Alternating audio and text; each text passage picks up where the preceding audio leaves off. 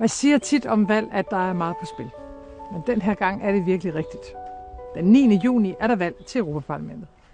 På et tidspunkt, hvor der med Ruslands brutale angrebskrig i Ukraine igen er krig på vores kontinent. Valget handler om fred og sikkerhed.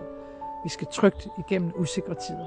Og samtidig finde løsninger på alle de andre udfordringer, som kun kan løses i et forpligtende internationalt samarbejde. Klimaforandringer, hvor Danmark forhåbentlig kan inspirere resten af Europa ved at vise, at man godt kan gennemføre en ambitiøs grøn omstilling og samtidig skabe arbejdspladser.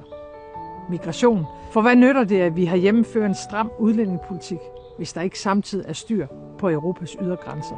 Tech-giganterne, hvor der er brug for en hårdere regulering af de sociale medier, som også skal tage et langt større ansvar for vores samfund, inden tech-giganterne stjæler barndommen fra vores børn. Jeg tror på, at EU har brug for de danske idéer og den danske realisme. Og Danmark, ja, vi har brug for et stærkt og handlekraftigt EU.